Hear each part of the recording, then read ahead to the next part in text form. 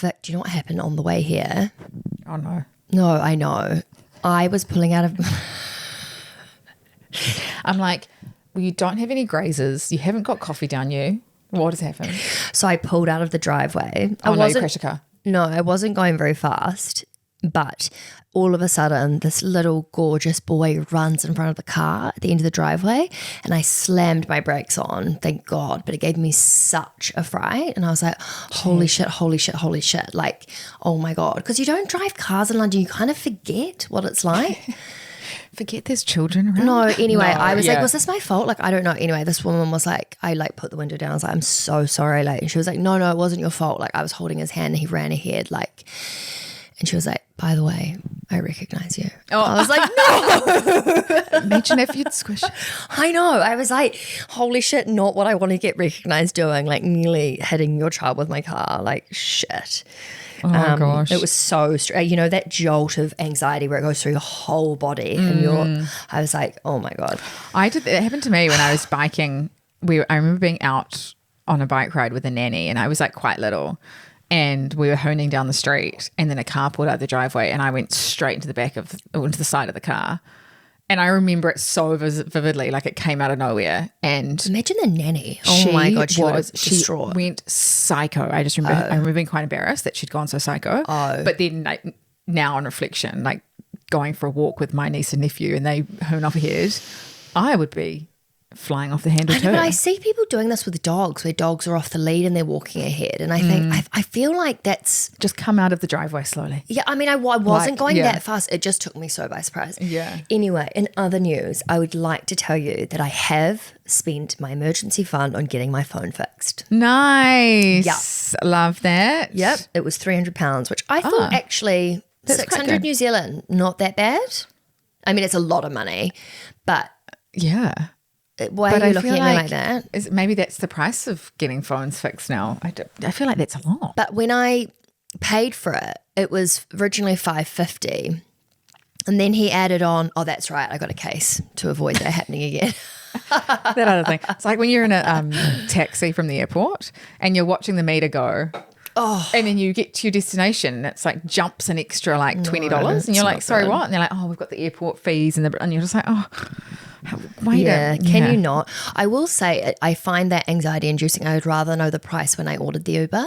Yes, if they're like, it's going to be £6 or $10 or whatever. Oh, sorry. Side note, spending money on Ubers in New Zealand has been like spending pesos. I mean, it's like a $10 New Zealand Uber from one side of Auckland to the other. £5. Thank you so much. Imagine Uber Eats. Oh. I am in heaven. I may have been shopping. Lunch, dinner. Yep. I've been shopping. Have you got a new ring? Oh, yes, my grandma. No way. Did she give you that? Oh, that's gorgeous. Well, she left it for you. Yeah. Oh, Vic, that's really special. Well, Mum gave it to me just this morning. It's beautiful. Yeah. Very lucky. Oh, that's gorgeous. But also, I'm like, why is my sister not getting it? Oh, did she get anything? We just won't. Favourite grandchild? Does she listen to the podcast? She won't listen to this one. And if she does, sorry, but I'm the favourite grandchild. I'm definitely not. I've realised my grandma thinks I'm on drugs. I think because the idea of starting a business is so foreign to her. You know, my brother and sister are a pilot, a lawyer, the really classic, I'm the grandchild that's gone off the rails. But my parents were like that when I told them I was starting the curve. You know, they're like, why are you leaving a stable job? You know, it's just, and then if you think that multiplied by another generation, what do you think our kids will do? And we'll be like, oh, dear gosh, no, don't do that. I can't imagine. So I've actually thought about this recently. Do you think that our kids will think we're cool? Or do they just, is it kind of part and parcel of being a parent that there's always the phase of being uncool. Because I look at my friends who are so cool, who have kids, and I think, how could their kids ever not think they're cool? Must be so sad for a parent when your kids don't want to hang out with you or like don't want anything to do with you. Like when I tell my mum to like walk behind me or drop me around the corner. When did you surely haven't done that in the last 20 years? No, but it's more like when you're a teenager and you're like, I don't want anything to do with you. How heartbreaking. I think you would just have to laugh about it with your partner. You'd have to be like, oh, we're so uncool. I think it's funny if you can laugh about it. I think if you're... I'd lean into it and really embarrass them. Yeah, you know, so like just would. Oh my God, wear the most outrageous outfits and like yell like, I love you. Like, Be quite fun. I think, you probably just have to lean in to knowing it's going to happen anyway. So you may as well because if you try down. and be the cool mom, like on Mean Girls, I'm a cool mom. It's like, no. No. Anyway, we have some pretty exciting news. It was really cute. I came over here early because mum and dad wanted to have breakfast with me. And they're like, so what are you talking about in the podcast today? So I've already done a bit of a spiel. Oh, love it. Yeah, I've already done like a training run. Great. What did they think? They thought it was, they had some suggestions we'll leave out and some suggestions we'll leave in. But the Trump tariffs that were put in place in April last year, it has now been found out the Supreme Court in America has decided they were illegal. So sorry, it was an abuse of power and he was not allowed to impose them in the US. This is, Kay, before we move on, this is huge. And this is so huge because I think my biggest fear about what we've been seeing happen in America is the idea that it's slowly winding towards all these things slipping that 5 years ago would have stopped anyone in their tracks. It's sort of become, people are normalizing and he's getting away with it. It's like Handmaid's Tale. It's vibes. so scary.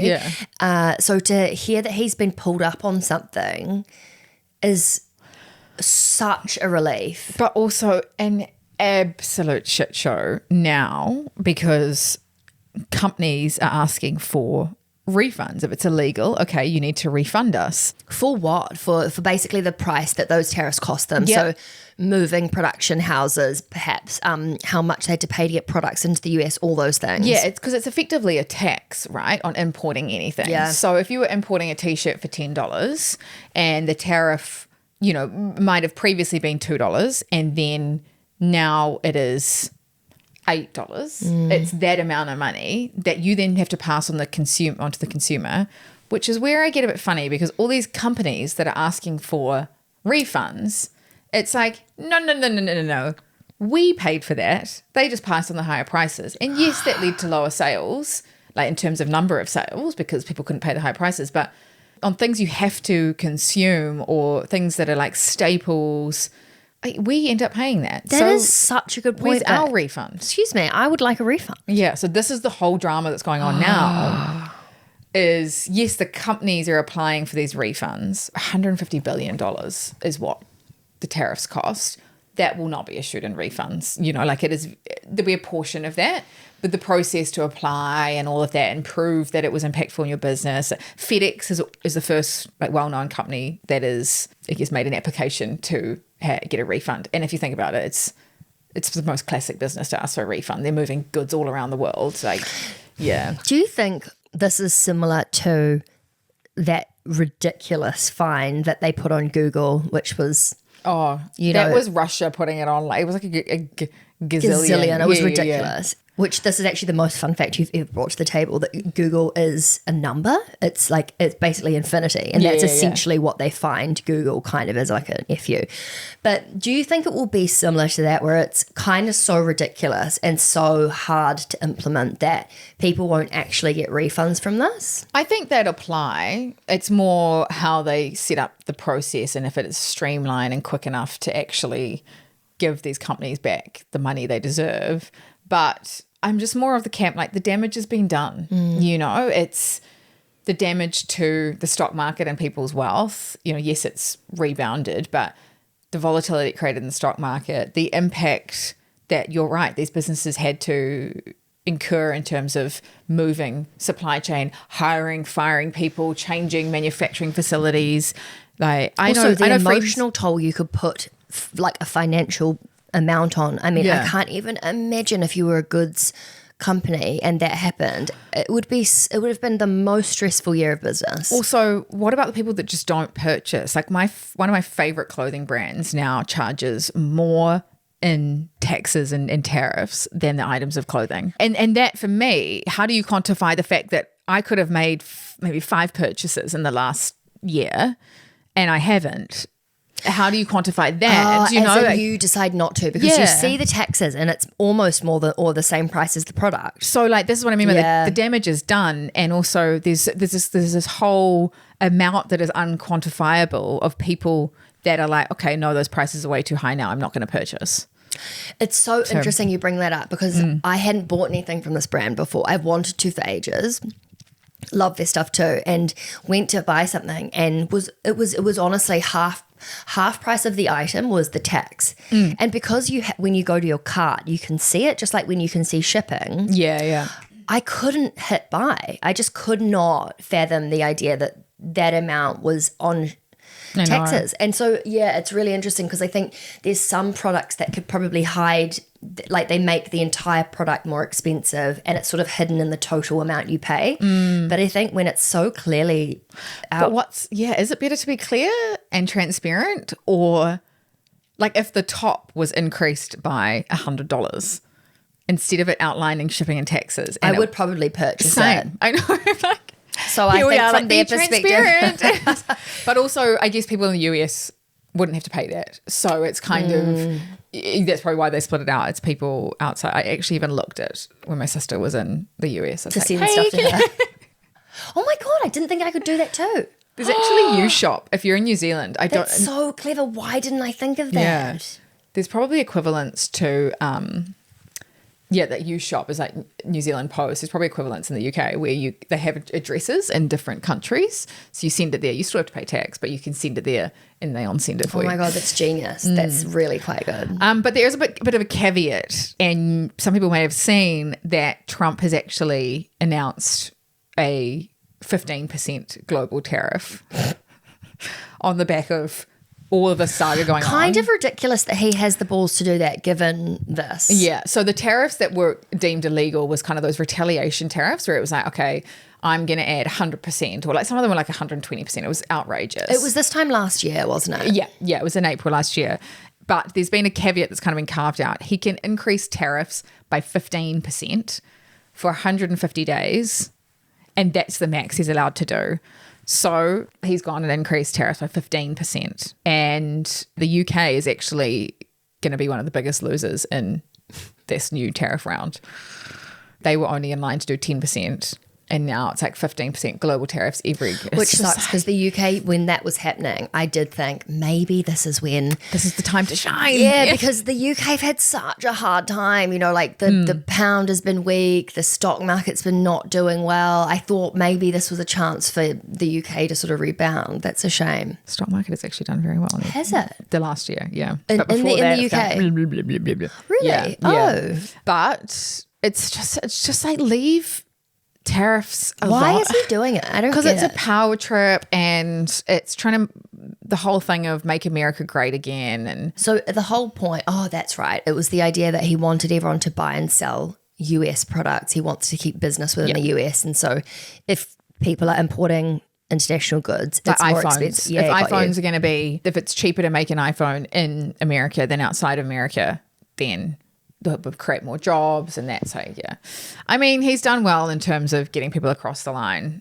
What do you mean? In terms of we want to create more jobs for Americans. You know, that does lean into a lot of middle America voting for him and supporting him. You know, if you've lost your job because a manufacturing facility has gone to China, you know, you do have a bit of bee in your bonnet, which is fair enough. Like there's whole towns in certain American towns that are dedicated to certain products.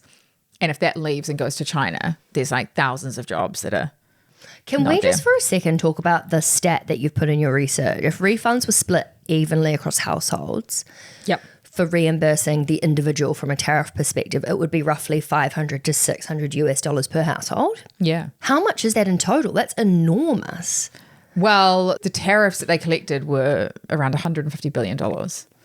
Yeah, and then also there's like the longer term impacts, right? Like you can't quantify those, which we were talking about before. But again, like, is this going to actually happen? Probably not. Imagine everyone applying for $500, $600 a household. I imagine it'll be an administrative shit show. And proving that you were impacted, proving that I don't know how to do it, like your grocery list has gone up by, not groceries, it's probably a bad example, but like. So what you're saying is it's a good signaling that he's getting a slap on the wrist in the sense that he can't just do whatever he wants and assume that it's going to be fine, because there's genuine repercussions here. Yeah. But the reality of refunds coming through is probably lower. Yeah. And they have given him a bit of leeway, saying you can increase tariffs by 15% for 150 days. You cannot go and slap a country with 100% tariff. Like, that is barbaric. And so anything higher than that needs to go through Congress. So there's just a bigger process. You can't just say, okay, on the 1st of April, we're going to slap 100% tariff on. It's not fair for businesses. It's not fair for consumers. It's not fair for the US in general. God, that's such a relief. And so I think it is quite good. It's a bit of a knock down a peg, you know? Well, yeah, it just feels like he's been doing this, that, and there's been no like public pull up in terms of what he can and can't do. And I feel like even if this money doesn't come back into the economy or into the hands of consumers or businesses, hopefully it means that he'll be less radical about the things that he tries to change, maybe. So at this point, we're not getting into America ever. Why? The amount that we've spoken about Trump. We may as well just double down. Have you seen the US hockey saga? No. So the men's US hockey team won gold at the Winter Olympics. And there is this clip that's gone viral where Trump calls them personally to congratulate them. They're all celebrating in the locker room, and he goes, I'm going to invite you all to the White House and we're going to celebrate. Like, this is great for the country. Like, congratulations. Can we play the clip? Yeah. Unbelievable, and you were all unbelievable. We're giving the State of the Union speech on Tuesday night. I could send a military plane or something, but if you would like to, it's the coolest night. It's the biggest. We're in. Speech. Can you pick us up in Miami on Tuesday morning? Yeah, Tuesday morning. And we'll do the White House the next day. We'll just have some fun. We have medals for you guys, and we have to. I must tell you, we're gonna have to bring the women's team. You do know that. I do believe I probably would be impeached. Okay. He goes, I'd get impeached if I didn't invite the women's team too. Despite the women's US hockey team winning gold weeks earlier. So they'd actually already won gold. Sorry. It has gone crazy, and there's like people in the US women's hockey team that are like, I feel disgusting that I played for my country. You know, like I absolutely hate my country. Like, it's really sad. That's absolutely fucked. The worst thing is all the men in that room did they were going, yeah, like, just like, no, not one of them was like, whoa, like, they actually won gold. We should all be, you know, like, it was just like a running joke. God, how embarrassing. It's really sad for the US women's hockey team, because they did this incredible thing for their country and a huge achievement, and it's been shat on and overshadowed, and like, I think they obviously should both be celebrated, like the men's team and the women's team. The public and most obvious overt misogyny. I don't understand how there's Americans, or really anyone, that can be married, have daughters, and look at what Trump represents and still support him. I know. After this, I just don't understand how the logic in your head of like the idea of women being second-class citizens. Like, I would love to talk to a woman who has voted for Trump. Like, I'm just. Is anyone in our audience, honestly? Like, I genuinely would love to, and I won't be rude or come at you. I actually want to listen. We can make you anonymous. We can voice blur your disguise face. Because I actually do want to understand it. Because I think that it's important, if you're going to have an opinion on something, to have heard everyone's point of view. Yeah. And I would love to honestly understand, or at least listen, because actually there was someone that commented on one of our social posts. I should message her, and she basically was saying, I'm going to stop listening to The Curve because we spoke about ICE, and it's just saying like the way that they're approaching it is like barbaric. But she commented basically in support of what it was happening, and I just thought, wow. I mean, we're always trying to learn ourselves, right, and hear different viewpoints, and yeah, I think I would love to hear different political views, different political supporters. Me too. Like, yeah, because I do think you're a product of your surrounding as well, right? And your upbringing. And so this is to a degree what we've been fed. Do you know what I mean? It's like you kind of... Yes and no. I actually have a very different political stance to my parents. But I mean, this Trump stuff, like this is kind of what we've been fed through the news that I've been reading. Right. As in to say that that's... True is not fair because it's like, I mean, I think that's where just the mistrust or disconnection from a lot of people when it comes to news is really dangerous, because I completely agree. I think there's a danger in not considering where your news comes from, or like what is reported versus what's not. And I think that's why I love, like, honestly, hearing you talk about just the last two stories.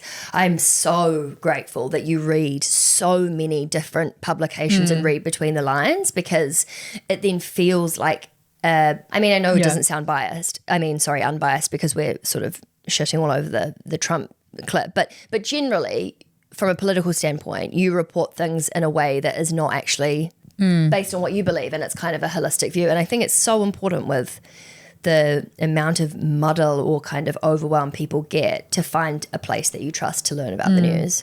The Curve Weekly. Yeah, honestly, if you've got friends who don't listen to the news or engage with it, send them this or just be like, just try it. Yeah. Because I genuinely didn't think I gave a flying fuck about the news. What's going on? Yeah. I mean, I still find it hard to digest it outside of this conversation. But interesting on that point, with the US women's hockey team, the majority of medals that were actually won for the US at the Winter Olympics were by women. No way. Wow. Yeah. So anyway, yeah, I kind of, our hearts go out to them that their gold medal has been overshadowed. So oh God. This is like a running segment in the Curve Weekly now. The Netflix, Warner Brothers, Paramount deal. So there has been an update. Paramount, so quick summary if you've just tuned in. Netflix has made a bid to buy Warner Brothers. It was pretty much a done deal. Warner Brothers was like, yep, cool, we support this deal. And then Paramount came out left field and was like, hang on a second, you got to consider us. We want to be in the mix. And Warner Brothers kept being like, piss off. No, we don't want to combine with you. We don't want to merge with you. We want Netflix.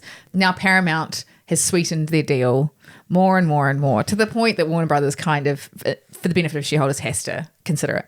So they have increased their bid now to $31. It was $30, now it's $31. So this is a good thing to remember. When takeovers are announced, or, you know, when a company first reaches out to take over a business, they never give their best price. You're never coming in, if you're willing to pay $35 a share, you never come out with that. You come out with 30, it's a bit of back and forth. Then you kind of go to them, okay, cool, we'll give you an extra $1. Oh, yeah, it's a bit of give and take. And so it's all negotiation. I hate that, honestly, because I feel like when it comes to negotiating, often I think it's quite a feminine trait to be like, this is my, whereas there's so much sneaky shit that goes into it. I don't know if it's masculine or feminine, but maybe because you've studied the stock market for so long, you know that this is something that constantly happens.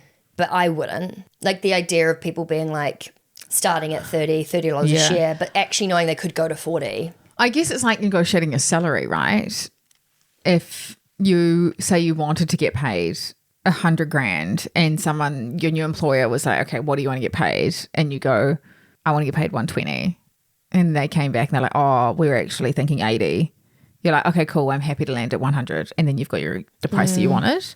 Being a good negotiator is such a good skill. You negotiate multiple times through your day. Like every single thing is a negotiation. You know, what time we're going to have coffee, what time is that meeting, like every little thing. Anyway, I'm getting sidetracked. But Netflix's offer is $27.50.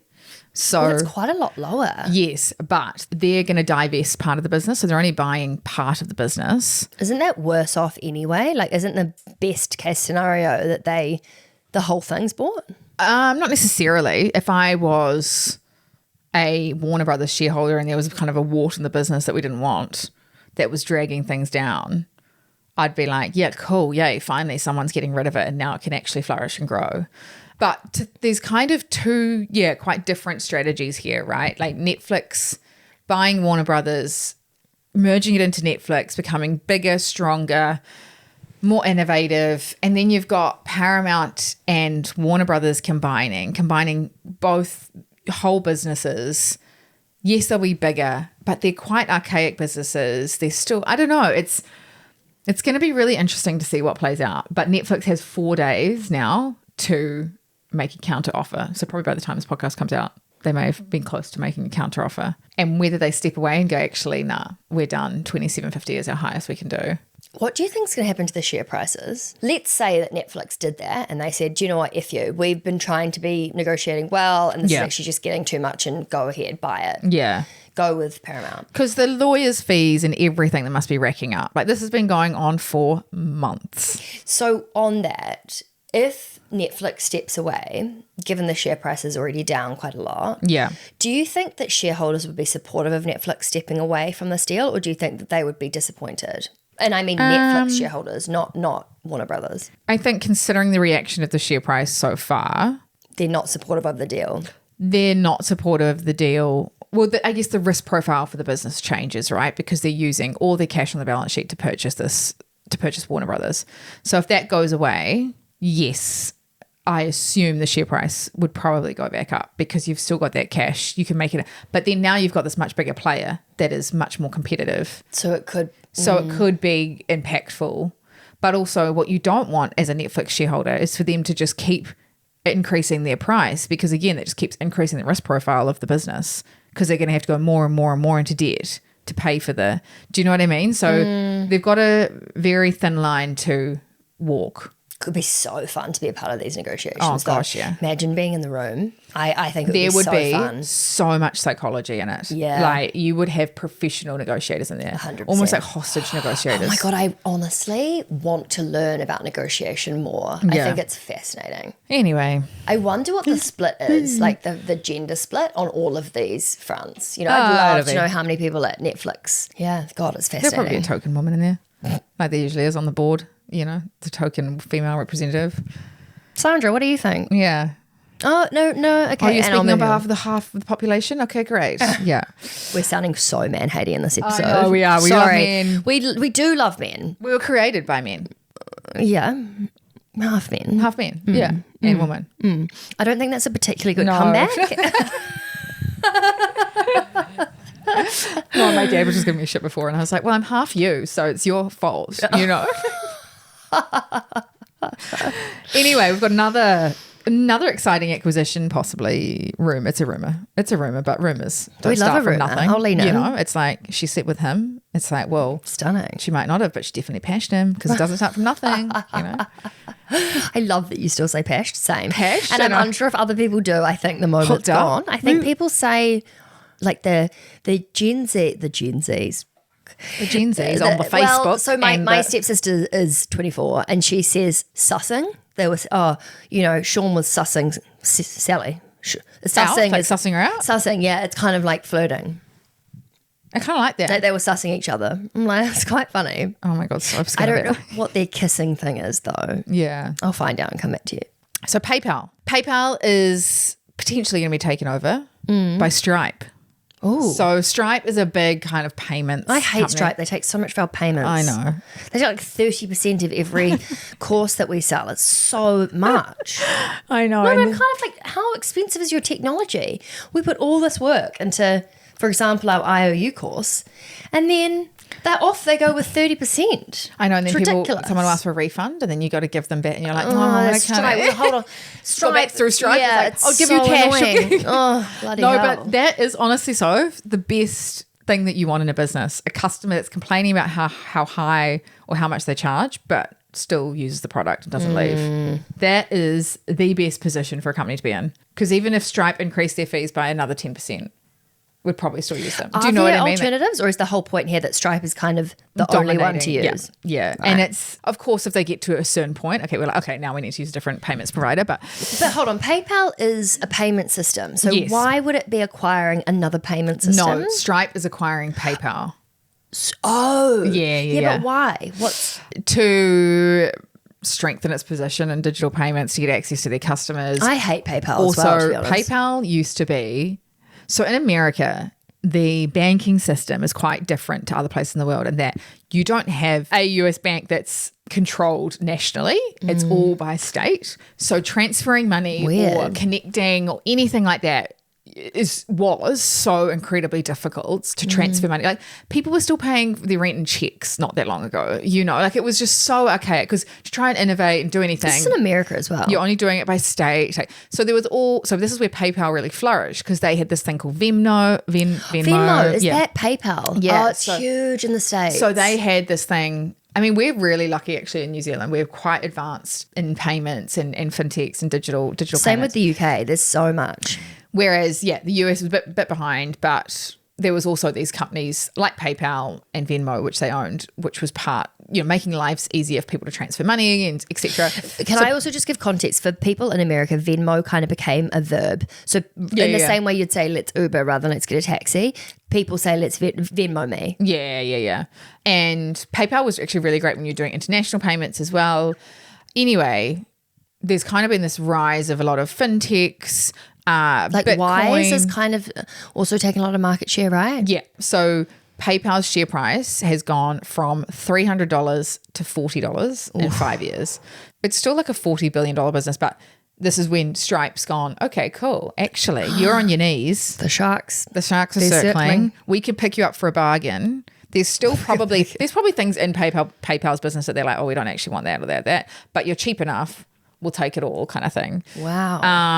Can we buy PayPal shares? Yep. And when there's an acquisition coming, is it a good time to buy? Usually when it's in the news, the share price is already gone. But the thing is, if you were a PayPal shareholder and you had bought shares at $300 and you're sitting there 5 years later, your share price is at 40, the Stripe only needs to go up by a little bit. Announce a takeover price of 45 and a lot of shareholders probably be saying, yes, take my money. And this is when it gets interesting because then it's PayPal's, if PayPal doesn't want to get taken over, they might be like, you know what, it's actually really hard and we don't see much growth for the business and this is the easy way out. Or PayPal might actually be like, no, we've got all these incredible growth plans and we think the share price can get back to 300. Just hold on. This is our 5-year plan. Blah, blah, blah. And so they have to kind of convince shareholders to stay. So as a shareholder, you're like, oh, do I take this deal or do I believe that PayPal can turn around? So you kind of, So it's a bit of a like, you got to woo the shareholders, but could be no longer around, but...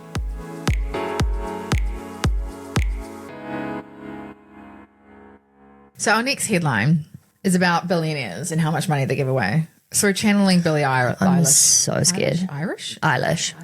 And for anyone that's like, why are you talking about Billie Eilish? She got up at an awards show and essentially said, shorties, give your money. If you're a billionaire, give it away. She's like, why, if you're a billionaire, why are you a billionaire?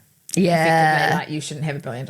Which is that what she meant by why you're a billionaire? I fully interpreted that as like, how did you make your money? Probably not in a great way. So like give some money back to people. No, I think it's like if you're a billionaire, why are you a billionaire? That you don't need billions. That's how I interpret it. That makes way more sense. Which I kind of agree and disagree with.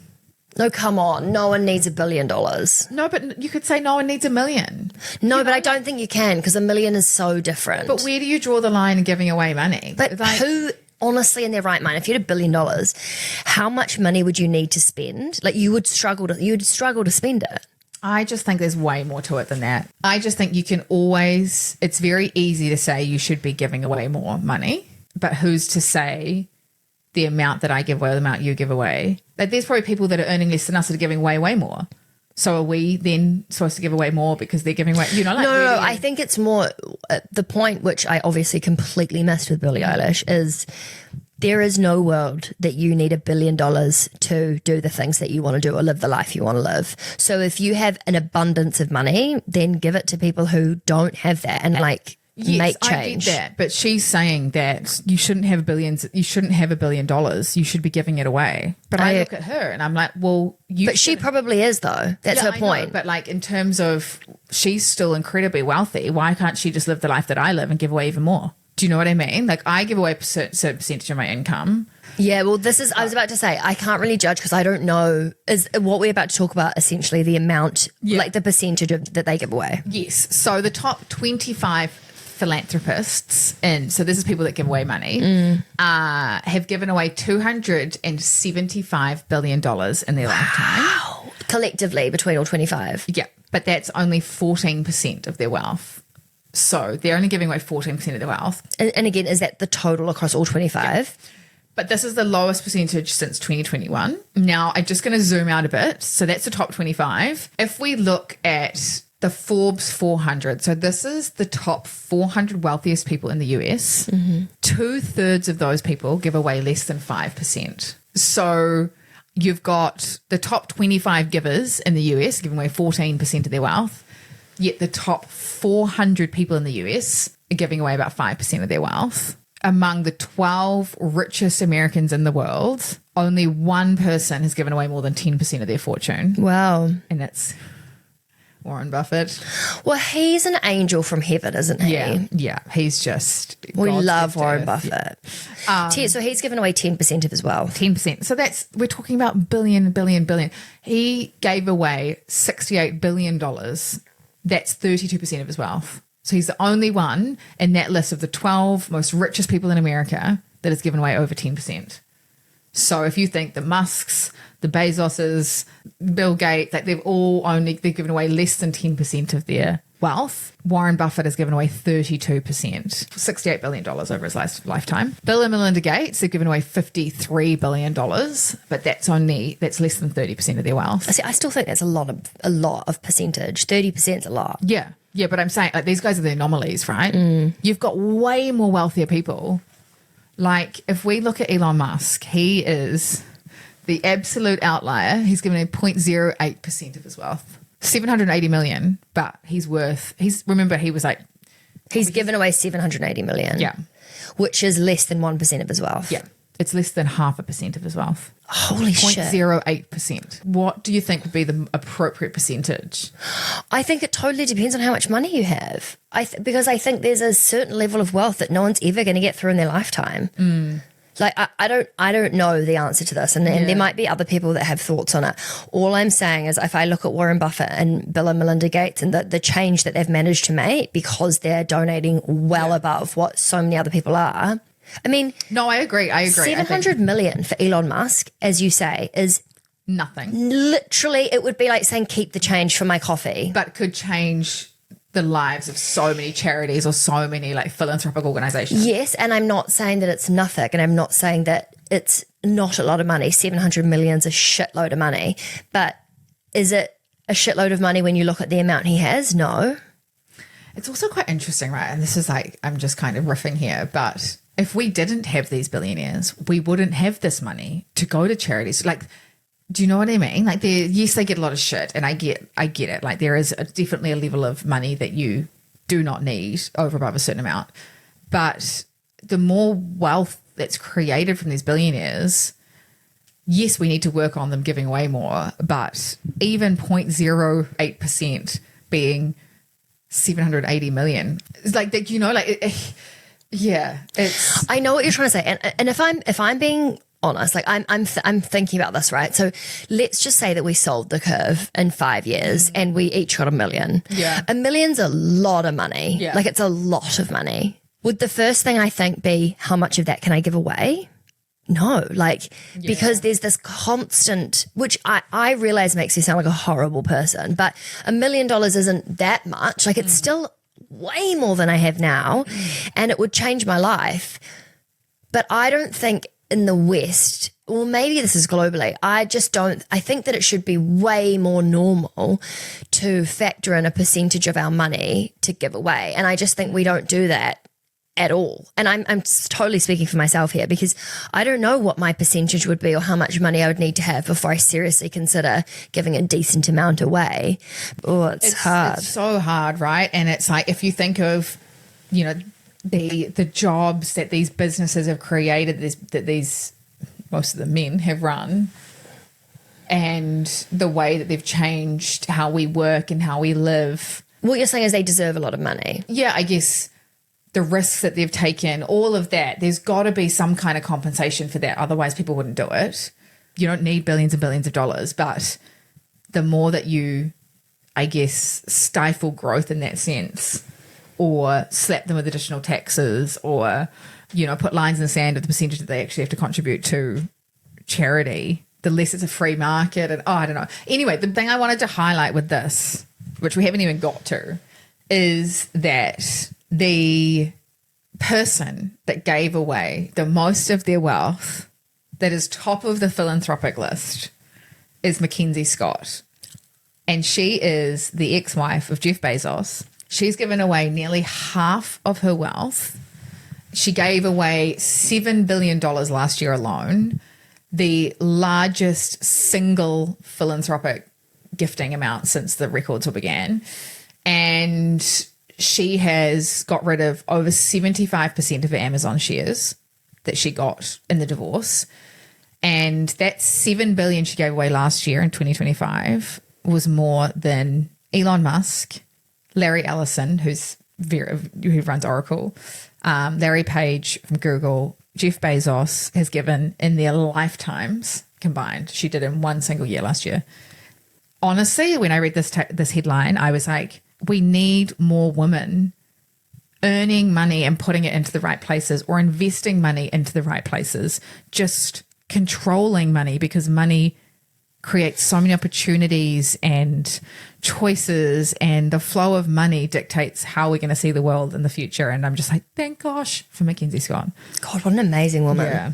Also, when you hear all those people bitching about the fact that she got money out of the divorce, and it's like, well, look what she's done with it. Yeah. It's a lot more than Jeff Bezos has done or ever will do.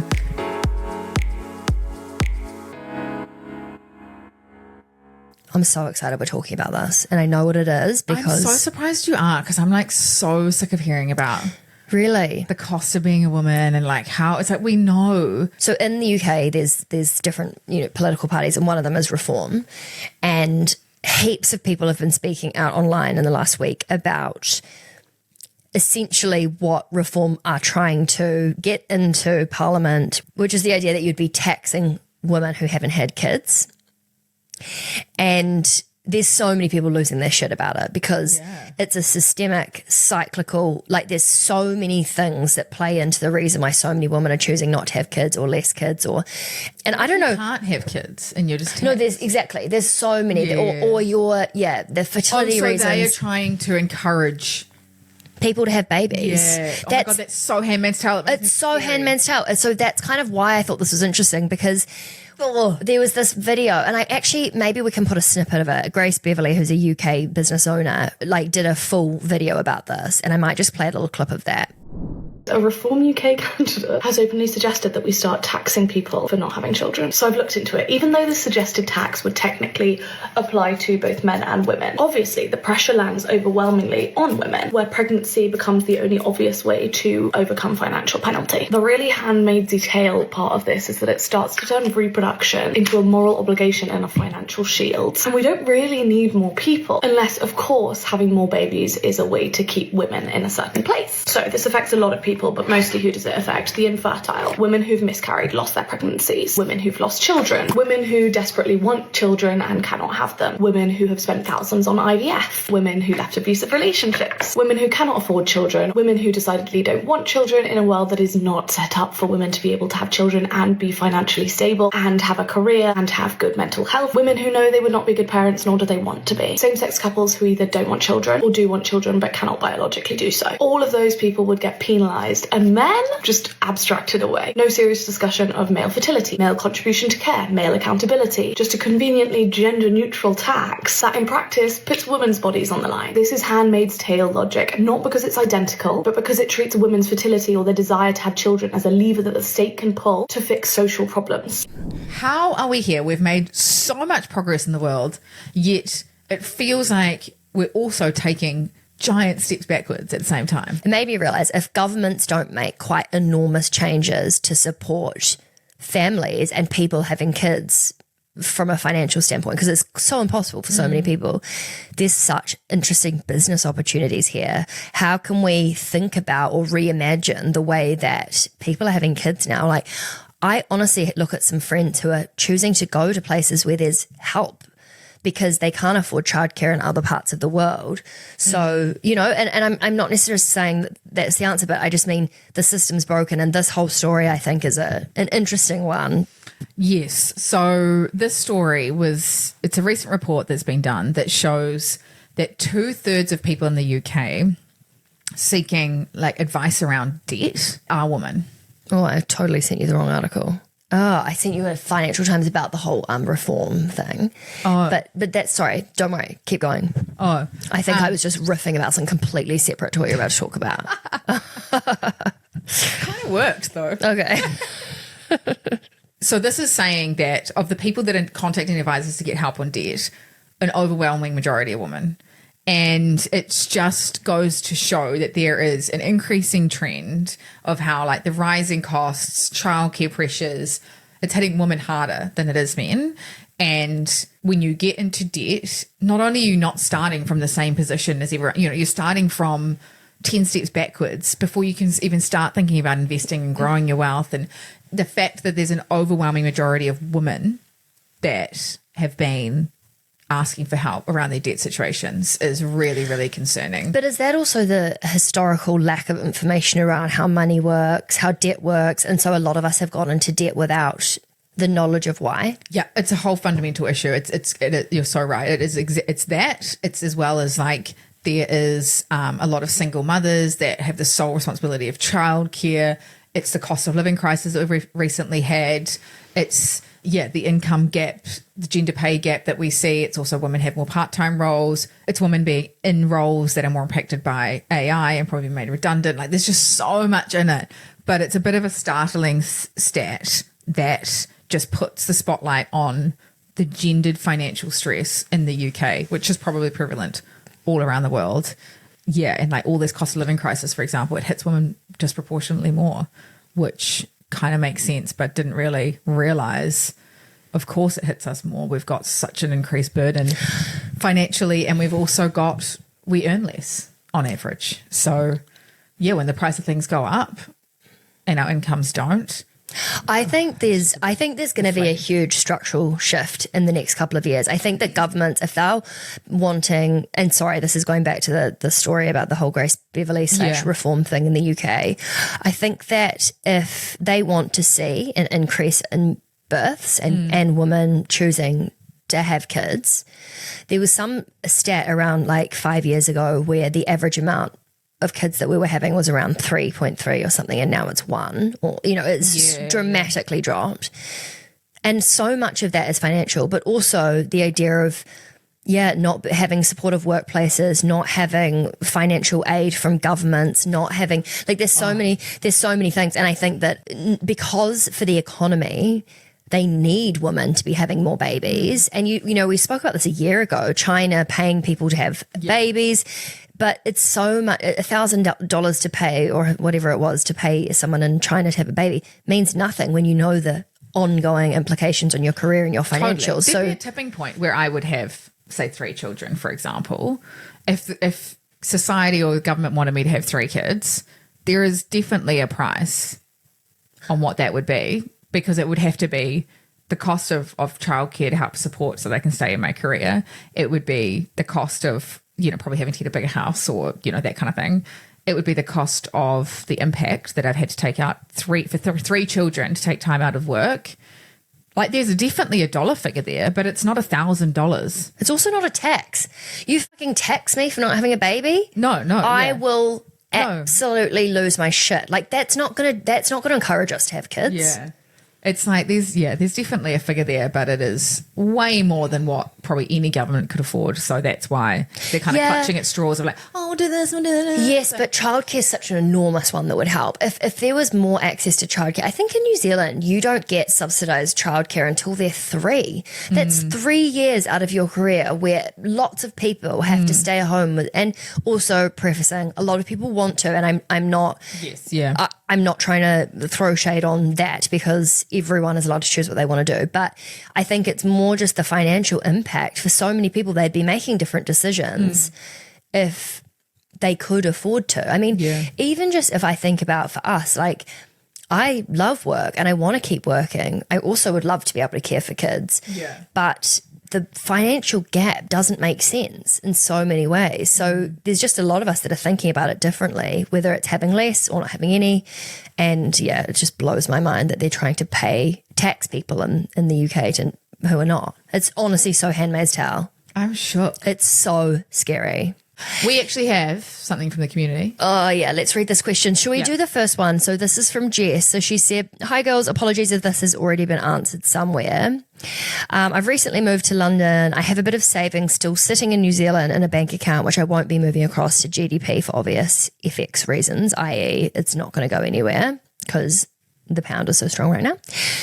Do you have any recommendations for an investment platform or firm where I can invest these savings? Ideally would have KiwiSaver and these extra savings in funds with the same company, but I'm keen to see if you guys have any recs or might have been in a similar position at some point. So she basically saying, where would I put my savings? Where should I put them? Funds with the same company. I think she's saying, is there KiwiSaver funds where there's also other funds? So, for example, rather than putting it in her KiwiSaver, she wants to put it in a fund with the same provider. Oh, yes. Yes, you can. There's a lot of KiwiSaver providers have their own funds that they're called managed funds, and they're like non-KiwiSaver funds, and the performance is pretty similar. They're all kind of invested in the same way. One's just like a different vehicle, which means it's like KiwiSaver, and the other's not. And by the way, if someone's thinking, why would you not then just put it in your KiwiSaver? It's the idea you can't access that money till you're 65. So if you may want to use your savings at some point, putting them in a different place where they're still growing, but you can get access. And look, if you need the self-control and you want to put money in your KiwiSaver because you know that you can't access it till you're 65, then do that. I put the minimum amount in KiwiSaver and then I put money into I top it up into a fund, but not a KiwiSaver fund. So therefore, if I'm 50 and I want to, buy a house or invest in a business or something, I don't have to wait till I'm 65. I can actually take that money out. But it's all about you have to be quite strict so that you just don't go and spend it willy-nilly. We also got a really cute email, which I'm not going to read out, but from Granny Helen. And I will just say, the cutest email ever. And her and her granddaughter listened to the podcast and she wanted to buy the IOU course that we've just put out for her granddaughter. And I thought, cute. Granny Helen, you're the best. If anyone has questions or wants to say anything, like you can comment where you're listening to this podcast. It's quite fun because then everyone can see the questions, or send us a DM or an email, whatever works for you. But also we do love the hotline. There's some more people leaving voice notes on the Curve hotline. That. So find whatever works for you in the podcast show notes. And have a great week. See ya. See you next week. Bye. Thank you so much for listening to The Curve Weekly. Make sure you hit subscribe or follow wherever you're listening so you're always up to date with the latest finance and investing news. And feel free to leave a comment to let us know what you thought about this episode because we would love your feedback. We've got new Curve Weekly episodes for you to listen to every Monday, but until then, listen to Erasing the Curve. These are our in-depth podcast episodes where we chat about all things money. We're also around all week on socials if you're hungry for more Curve content, and all the links are in this podcast's show notes. We hope you have a great week, and we'll catch you for the next episode of The Curve Weekly on Monday.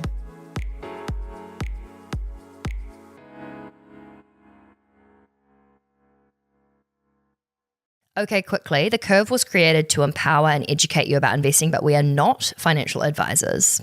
Our platform exists for educational purposes only, and it doesn't provide personalized investing advice for your individual needs and should not be relied upon to make an investment or financial decision.